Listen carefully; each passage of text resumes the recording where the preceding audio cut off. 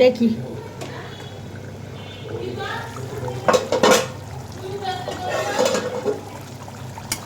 এই যে সুন্দর হয়ে গেছে আমার তরকারি, টুক হয়ে গেছে প্রায়, তারপরেও আর একটু হবে।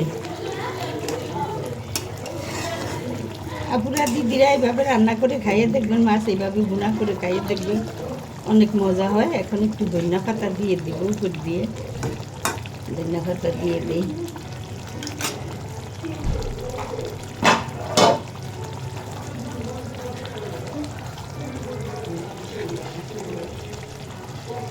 একটু ধনিয়া পাতা দিয়ে দিলাম উপর দিয়ে। যারা যারা এইভাবে ভুনা করে খাইছেন তো খাইছেন, যারা না খাইছেন তারা খাইয়ে দেখবেন। গতকালকে শোল মাছ রান্না করে খাইছিলাম, এবার তাও অনেক মজা লাগছিল। ওই লোভে আবার আজকের গুলা কার্পু মাছ, আজকে কার্পু মাছ দিয়ে করলাম। তো থাকেন সাথে। কত সুন্দর কালার আসছে, যেমন কালার আসছে তেমন খাইতেও মজা এই রেসিপিটা। আমার তরকারিটুক হয়ে গেছে, তাইলে চুলা অফ করে দেই, আমি উঠাই নিয়েছি তরকারি। আপনারা এইভাবে রান্না করে খাইয়ে দেখবেন, অনেকই টেস্ট। আর যদি আমার রেসিপিটা ভালো লাগে তাইলে ইউটিউবের বন্ধুরা একটু সাবস্ক্রাইব করে দিবেন, আর ফেসবুকের বন্ধুরা একটু ফলো দিয়ে দিবেন। ফেসবুকের বন্ধুরা তো যাই দেয়, কিন্তু ইউটিউবের বন্ধুরা সাবস্ক্রাইবও করে, কমেন্টসও করে, কিন্তু 1 সেকেন্ডের জন্য দেখে না, ভিডিও দেখে না। তো এইভাবে হইলে কী হইব? আমি তো আপনাদের সবাই দিদিগো আপুগো যাদেরই ভিডিও আমার সামনে আসে, আমি যে অসুস্থ মানুষ বেডে শুয়ে শুয়েও আপনাদের পুরা ভিডিও দেখে তারপরে কমেন্টস করি। কিন্তু আমার ভিডিওতে গতকালকে দেখছি আমি 8 জন লোকে আমি একটা ভিডিও দিছি, 8 জন মানুষে দেখছে, আমার 3 সেকেন্ড 3 মিনিট আসছে। এই 3 মিনিট দেখছে 8 জন মানুষে। তো এইভাবে যদি সবাই সবাইটা দেখে তাইলে কেমনে হইল? শুধু কমেন্টস করে গেলাম ভিডিও না দেখে। সবাই সবাইটাই দেখতে হইব, দেখা তারপরে কমেন্টস করলে ওদিক দিয়ে ওয়াচ টাইমটাও আসলো, এদিক দিয়ে কমেন্টসেও আমরা কিছু পাইলাম, লাইকেও কিছু পাইলাম। সবাই এইভাবে দেখবেন। আমি দেখি যে আমি একজন লোকের ভিডিও আমি সম্পূর্ণ হয়তো বা বেশি দেখতে পারি না, এখন আমি অসুস্থ মানুষ, তারপরেও যে কয়জনের ভিডিও আমি দেখি, একজনেরটাও আমি না দেখে কমেন্টস করি না, ওয়াচ টাইম সম্পূর্ণ না দিয়ে আমি কমেন্টস করি না। কিন্তু আমার ভিডিও বললাম না 8 জন লোকে দেখছে, আর এই 1 মিনিট করে দেখলে তো 8 মিনিট হইতো, 3 মিনিট ওয়াচ টাইম আসছে, এটা কোনো হইল?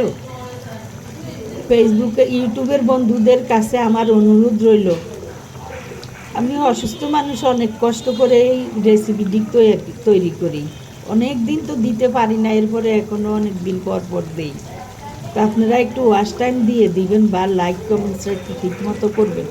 যারা যারা আমারটা করেন আমিও আপনাদের গুলিতে করব।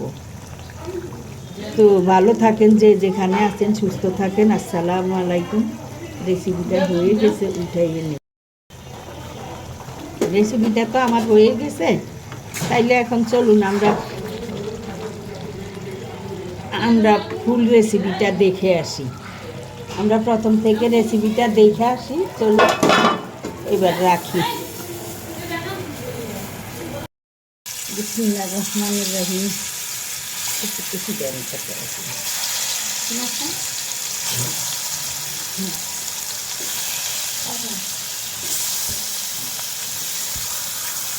আমি এখানে কিছু মাছ ভাজি করতে নিছি, কার্পু মাছগুলা একসাথে অনেক 10 কেজি মাছ কিনে আনতে পাইকারিতে, সব রকমের ওই পুকুরে ধরতে নিতে মানুষের। তো ওখান থেকে করে দাম করে 10-11 কেজি মাছ নিচ্ছে।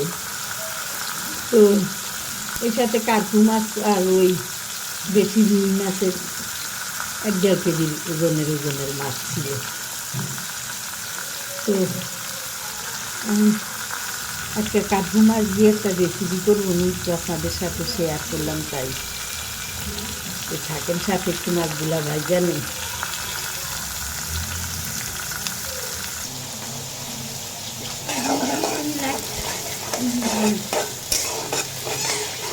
আমি এখানে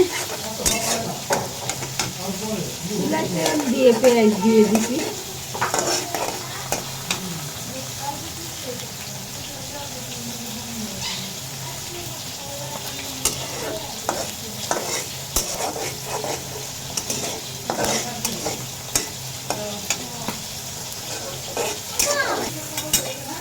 আমার এখানে ভাজি হয়ে গেছে পেঁয়াজ, তো আমি এখানে কিছু শুকনা মরিচ, লাল মরিচ, পেঁয়াজ, আদা এগুলো একটু ব্লেন্ডার করে নিছি।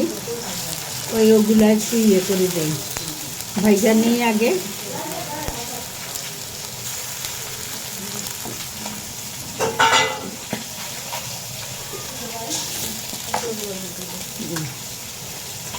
একটু আদা দিয়ে দিলাম পেস্ট করা, ওই সাথে দিয়েছিলাম না রসুন। আদা আর রসুন আলাদা আগেরই পেস্ট করা ছিল, তাই ওই সাথে দিই নাই। ওই সাথে পেঁয়াজ আর লাল মরিচ করে দিছি।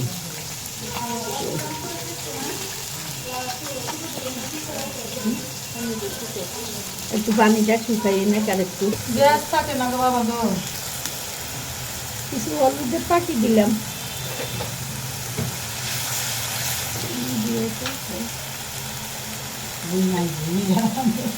মরিচের পাখি যেতে পারি না রাঁধতে।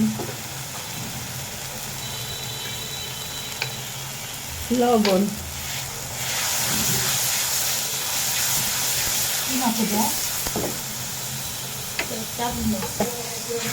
একটু পানি দিয়ে দিলাম, আর একটু কষে নে মশলাগুলা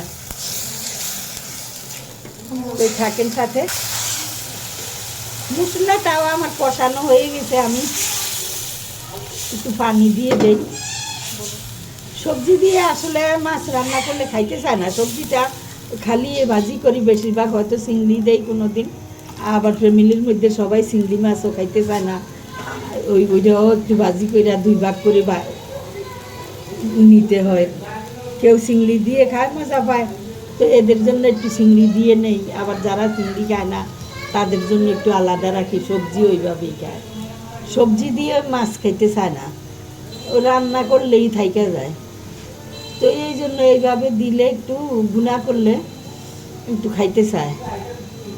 তো এইভাবে সব কিছু মশলাই এগুলা ওই ব্লেন্ডার করে নিয়ে আসছি। কই যে বাটা মশলা দিয়ে রান্না করো, একটু ভালো লাগবে না, এটা করতে চাইতেছি। তুই থাকেন, আপনারা শাকেন, মশলাটা একটু কষক, একটু পানিটা কম হোক, তারপরে মাছ দিব। মাছ ভাজি করে রেখে দিছি। একটা টমেটো দিয়ে দিলাম সাথে।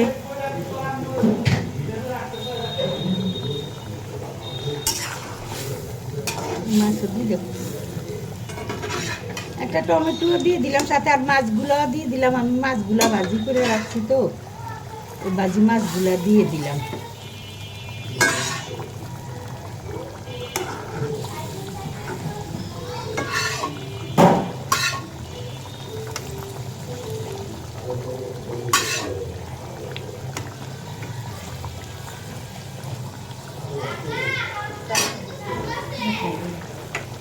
এইভাবে মাছ রান্না করে খাইয়ে দেখবেন, অনেক ভালোই লাগে। সব মশলা ব্লেন্ডার করে দিয়ে বাটা মরিচের মতন, বাটা মরিচের সাথে এই শুকনা মরিচের সাথে দিয়ে খাইয়ে দেখবেন, অনেক মজাই লাগে। যারা খাইছেন তারা তো খাইছেন, এই যারা না খাইছেন তারা খাইয়ে দেখবেন। সবজি দিলে খাওয়া যায় না, তরকারি কিছু বড় তো। আচ্ছা হোক একটু।